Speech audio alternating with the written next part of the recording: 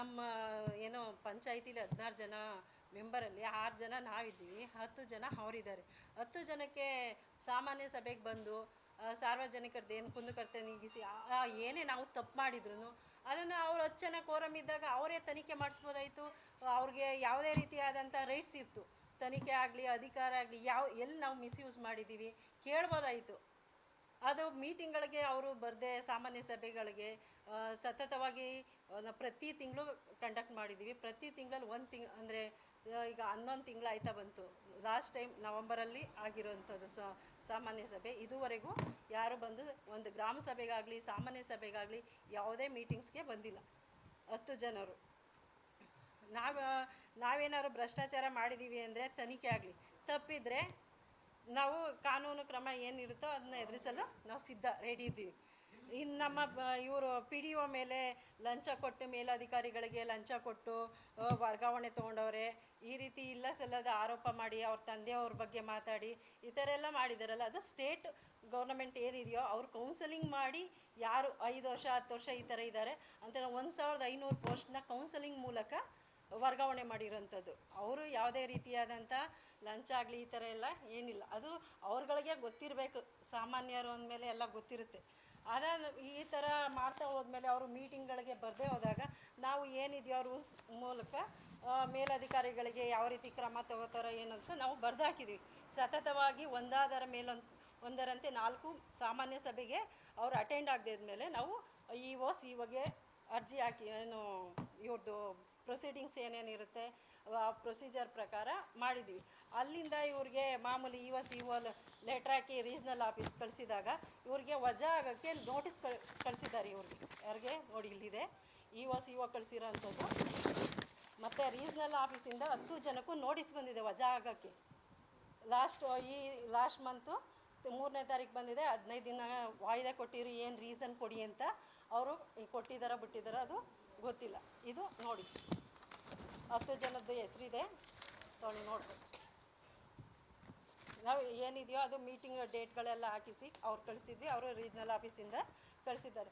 ಅದೇ ರೀತಿ ಈ ಥರ ಇದ್ದಾಗ ಸಮಸ್ಯೆ ಇದ್ದಾಗ ನಾವು ಗೌರವಧನ ಮಾಡಬೇಕಾ ಬೇಡವಾ ಅಂತ ನಾವು ಮೇಲಧಿಕಾರಿಗಳಿಗೆ ಅಂದರೆ CO ಸರಿಗೆ ಕೂಡ ನಾನು ಲೆಟ್ರ್ ಹಾಕಿದ್ದೀನಿ. ಸ್ಪಷ್ಟೀಕರಣ ಅಂದರೆ ಕ್ಲಾರಿಫಿಕೇಷನ್ ಕೊಡಿ ಸರ್, ಗೌರವಧನ ಮಾಡಬೇಕಾ ಬೇಡವಾ 10 ಜನದ್ದು ಅಂತ ಕೊಟ್ಟಿರೋಂಥದ್ದು ನೋಡ್ಕೊಳ್ಳಿ.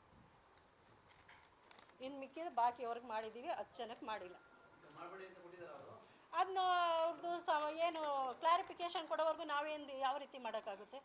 ಈ ಥರ ಎಲ್ಲ ವಜಾ ಆಗೋಕ್ಕೆ ಕಳಿಸಿದ್ದಾದ್ಮೇಲೆ ನಾವು ಮಾಡ್ಬೋದಾ ಬಿಡ್ಬೋದಾ ಯಾರನ್ನ ಕೇಳುವ? ಮೇಲಧಿಕಾರಿನೇ ಕೇಳಬೇಕಲ್ಲ. ಅಲ್ಲಿಂದ ನಾವು ಅವ್ರಿಗೆ CO ಅವ್ರಿಗೆ ಬರೆದಾಕಿರೋಂಥದ್ದು 10 ಮಂದಿ ಮಾಮೂಲಿ ಸತೀಶ್, BV ರಮೇಶ್, ಮಂಗಳಗೌರಿ, ಜಯಲಕ್ಷ್ಮಿ, ಲತಾಮಣಿ, ರಾಮದಾಸೇಗೌಡ, ಸಾಕಮ್ಮ, ಪಾರ್ವತಮ್ಮ, ಶಿವರತ್ನಮ್ಮ, ಶಿವರಂಜನ್, ಇವರು 10 ಜನ.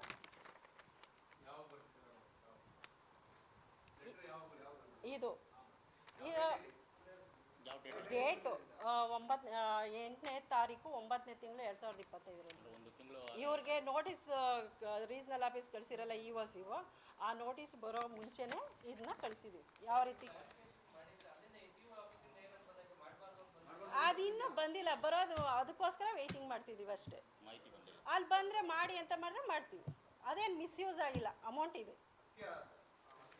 ಇದು ಲತಾಮಣಿ ಕೆಂಚೇಗೌಡ ಅವ್ರು ಮಾಡಿರೋಂಥ ವರ್ಕು. ಮಾಮೂಲಿ ಅವ್ರ ವೆಂಡರ್ ಹೆಸರು ಹಾಕ್ಕೊಂಡಿರ್ತಾರೆ. ಇದು ಏನೋ ಸೋಷಿಯಲ್ ಆಡಿಟ್ ಮಾಡಿದಾಗ ಗ್ರಾಮ ಸಭೆಯಲ್ಲಿ ಅವರು ಸೋಷಿಯಲ್ ಆಡಿಟ್ ಪ್ರಮೀಳಾ ಅನ್ನೋರು ಮೆನ್ಷನ್ ಮಾಡಿ ಓದಿ ಹೇಳಿದ್ದಾರೆ, ಈ ವರ್ಕ್ ಅಲ್ಲಿ ಸ್ಥಳದಲ್ಲಿಲ್ಲ, ಆದರೆ ಅಮೌಂಟ್ ಮಾತ್ರ ಕ್ರೆಡಿಟ್ ಆಗಿದೆ ಅವ್ರ ಅಕೌಂಟ್ಗೆ. ಎಷ್ಟು? 1,77,574 ರೂಪಾಯಿ. ಇದಕ್ಕೆ ನಮ್ಮ ಏನೋ ಗ್ರಾಮಸ್ಥರಿದ್ದಾರೆ, ಅಂದರೆ ನಮ್ಮ ಪಂಚಾಯಿತಿ ವ್ಯಾಪ್ತಿ ಗ್ರಾಮಸ್ಥರು, ಆ ಗ್ರಾಮಸ್ಥರಿಂದ ನಾವು ಕೇಳ್ತೀವಿ, ನೀವು ಗ್ರಾಮ ಸಭೆ ಮಾಡಿ ಸಾಮಾಜಿಕ ಅರಣ್ಯ ಇಲಾಖೆಯಲ್ಲಿ ಬಿಡುಗಡೆಗೊಳಿಸಿದ ಹಣ ಇದು ಈವರೆಗೆ ವಸೂಲಾತಿಯಾಗದೆ ಇರುವ ಬಗ್ಗೆ ಚರ್ಚಿಸಲು ನಾವು ಒಂದು ಗ್ರಾಮ ಸಭೆ ಮಾಡಿ ನಾವು ಗ್ರಾಮ ಸಭೆಯಲ್ಲಿ ಕೇಳ್ತೀವಿ ಅಂತ ಸಾರ್ವಜನಿಕರು ಎಲ್ಲರೂ ಒಂದು ಅರ್ಜಿ ಬರೆದು ಎಲ್ಲ ಊರಿನವ್ರದ್ದು ಇದೆ, ಸೈನ್ ಮಾಡಿ ಕೊಟ್ಟಿದ್ದಾರೆ ಗ್ರಾಮ ಸಭೆ ಮಾಡಿ ಅಂತ.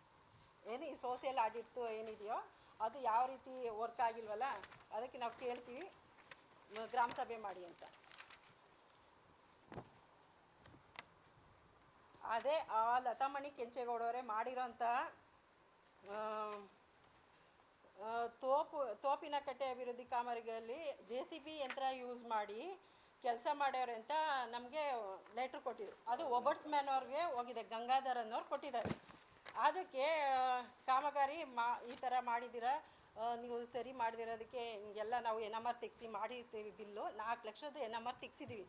ಅದು ನಾವು ಅಂದರೆ 25% PDO ಅಧ್ಯಕ್ಷರು ಮತ್ತು ಇಂಜಿನಿಯರ್ ಏನಿರ್ತಾರೆ ಸೇರಿ ಅಂದರೆ ಕಟ್ಕೊಡ್ಬೇಕು ನಾವು.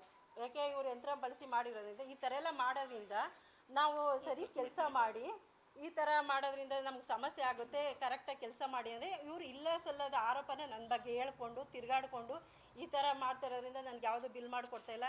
ಇಲ್ಲಿ ನಾವು ಏನು 16 ಸದಸ್ಯರಿದ್ದಾರೋ ಅದರಲ್ಲಿ ಇಬ್ಬರು ಏನು ಮಾಡಿದಾರೋ ವರ್ಕು, ಆ 14 ಜನನೂ ಅಷ್ಟು ವರ್ಕ್ ಮಾಡಿಲ್ಲ.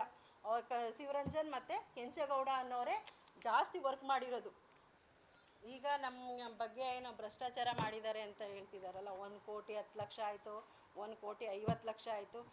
ಇದುವರೆಗೂ ನಮ್ಮ ಪಂಚಾಯಿತಿಗೆ ಅಂದರೆ 15ನೇ ಹಣಕಾಸಿನಲ್ಲಿ ಎಷ್ಟು ಅಮೌಂಟ್ ಬಂದಿದೆ ಅನ್ನೋದು ಇದು ಸ್ಟೇಟ್ಮೆಂಟ್ ಇದೆ.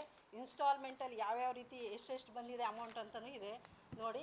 ಇದುವರೆಗೂ ಕರೆಕ್ಟಾಗಿ ಬಂದಿರೋದೆಷ್ಟು ನೋಡಿ. ಅಲ್ಲ, ಬಂದಿರೋದೇ ಅಲ್ಲಿ ಮಿನಿಮಮ್ 50 ಒಂದೊಂದು ವರ್ಷಕ್ಕೆ 31 ಲಕ್ಷ ಬರುತ್ತೆ. 31 2 ವರ್ಷದ. ಈ ವರ್ಷ ನಾವು ಆಕ್ಷನ್ ಪ್ಲಾನೇ ಮಾಡಿಲ್ಲ. 11 ತಿಂಗಳಿಂದ ಈ ಥರ ಆಗ್ತಾ ಇರೋದ್ರಿಂದ ಯಾವುದೇ ಗ್ರಾಮ ಸಭೆ ನಡೀಲ್ಲ, ಸಾಮಾನ್ಯ ಸಭೆ ನಡೆದಿಲ್ಲದೆ ಇರೋದ್ರಿಂದ ಏನಂದರೆ ಯಾವುದೇ ಅಂದರೆ ಆಕ್ಷನ್ ಪ್ಲಾನೇ ಮಾಡೋಕ್ಕಾಗಲಿಲ್ಲ. ಈ ವರ್ಷ ಅಮೌಂಟು ಬರೋಲ್ಲ. ನಾವು ಇಷ್ಟರಲ್ಲಿ ಮಾಡಿ ಆಕ್ಷನ್ ಪ್ಲ್ಯಾನ್ ಮಾಡಿ ಹೋಗಿ ಕೊಡಬೇಕಾಯ್ತು, ಅವರು ಅನುಮೋದನೆ ಮಾಡಿಕೊಡೋರು. ಇಲ್ಲಿ ಮಾಡದೇ ಇರೋದ್ರಿಂದ ಈ ವರ್ಷದಿಲ್ಲ, 25 26ನೇ ವರ್ಷದಿಲ್ಲ, 23 24 25ನೇ ವರ್ಷದ 2 ವರ್ಷದ್ದು 15 ಫೈನಾನ್ಸಲ್ಲಿ ಬರೋದೇ 31 ಲಕ್ಷ 33 ಲಕ್ಷ ಅಷ್ಟು ಬಿಟ್ಟರೆ ಬರೋಲ್ಲ. ಟೋಟಲ್ ಮಾಡಿದ್ರು ಎಷ್ಟು ಬರುತ್ತೆ? ಅದರಲ್ಲಿ ಸ್ಯಾಲ್ರಿ ಇರುತ್ತೆ 5 ಲಕ್ಷ ಅಂತ ಸ್ಯಾಲ್ರಿ ಇರುತ್ತೆ, ಸಿಬ್ಬಂದಿಗಳ ಸ್ಯಾಲ್ರಿ. ಅದರಲ್ಲಿ ಎಸ್ಕ್ರೋದ್ ಇರುತ್ತೆ.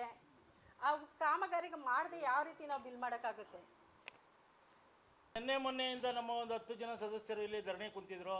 ಅದರ ಉದ್ದೇಶ ಏನು ಅಂತ ನಮಗಿನ್ನೂ ಕ್ಲಾರಿಫೈ ಆಗಿಲ್ಲ ಅದು. ಯಾಕೆಂದರೆ ಅವರು ಧರಣಿ ಕುತ್ಕೋಬೇಕಾದ್ರೆ ಇಲ್ಲ ಸಾರ್ವಜನಿಕರ ಸಮಸ್ಯೆ ಆಲಿಸೋಕ್ಕೋಸ್ಕರ ಕುತ್ಕೋಬೇಕು. ಏನು ಉದ್ದೇಶ ಕೂತಿದ್ರು? ಇವ್ರ ಮೇಲೆ ಅಪರಾಧ ಮಾಡಿ PDO ಮತ್ತು ಅಧ್ಯಕ್ಷರ ಮೇಲೆ ಕೇಳಿ ವಿತ್ತು EO CO ಬಂದು ಅವರು ಬಂದು ತನಿಖೆ ಮಾಡಬೇಕು ಅಂದ್ಬಿಟ್ಟು ಇಲ್ಲಿ ಕೇಳ್ಕೊಂಡು ಕೂತಿದ್ರು. ಇವತ್ತು CEO ಮತ್ತು EO ಎಲ್ಲ ಸೇರ್ಕೊಂಡು ಇವತ್ತು ಅವ್ರ ಮೇಲೆ ಒಂದು ಅಪಾದನೆ ಇದು ಮಾಡಿದ್ದಾರೆ. ಅವರು ಆರೋಪಿಗಳಾಗಿದ್ದಾರೆ. ಯಾವುದ್ರ ಬಗ್ಗೆ? 10 ತಿಂಗಳಿಂದ ಯಾವುದೇ ಮೀಟಿಂಗ್ ಅವರು ಅಟೆಂಡ್ ಆಗಿಲ್ಲ.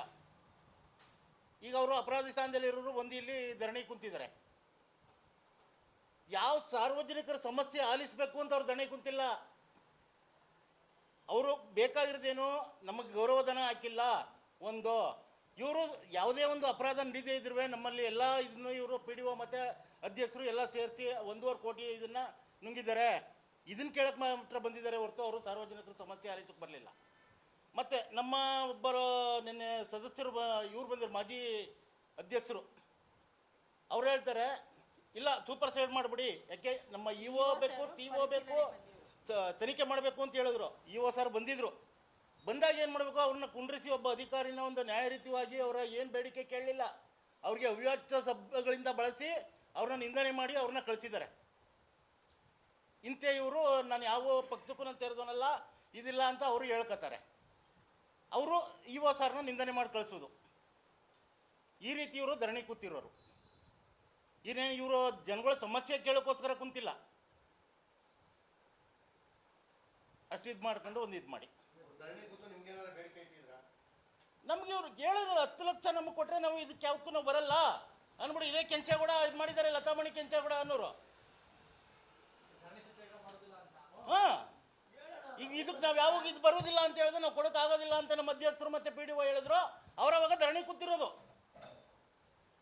ಅವ್ರು ಬೇಕಾದವ್ರನ್ನ ಕರ್ಕೊಂಡು. ಆಮೇಲೆ ಇವತ್ತು ನೀವೇನು ಒಂದು 10 ಜನ ಮೆಂಬರ್ಗಳನ್ನ ಇವತ್ತು ನೋಡಿದಿರಿ, ನಿಮ್ಗೆ ಯಾಕೆಂದರೆ ಎಲ್ಲ ಸತ್ಯಾಂಶ ಗೊತ್ತಿರುವಂಥದ್ದೇ. ಎಲ್ಲ ಮೀಟಿಂಗಲ್ಲಿ ಇವರು ಟೂರ್ ಮಾಡಿರೋರೆ. ಯಾರು? ಇದೇ ಕೆಂಚೇಗೌಡ ಕರ್ಕೊಂಡು ಟೂರ್ ಮಾಡ್ಕೊಂಡು ಎಲ್ಲ ಅಬ್ಸೆಂಟ್ ಮಾಡಿರೋರು ಇವರು ಮೀಟಿಂಗಲ್ಲಿ. ಇವತ್ತು ಅದು ಗೌರ್ಮೆಂಟಿಂದ ಏನೊಂದು ಆದೇಶ ಹೊರಡಿಸ್ಬೇಕೋ ಹೊರಡಿಸಿದ್ದಾರೆ. ಅಂಥವ್ರು ಇವತ್ತು ಅಪರಾಧಿ ಸ್ಥಾನದಲ್ಲಿರೋರು ಇವತ್ತು ಅವರು ಧರಣಿ ಕೂತಿರೋದು. ಇನ್ನೇನು ಇವರು ಸಾರ್ವಜನಿಕರ ಕುಂದುಕೊರತೆ ಕೇಳೋಕ್ಕೋಸ್ಕರ ಕುಂತಿಲ್ಲ.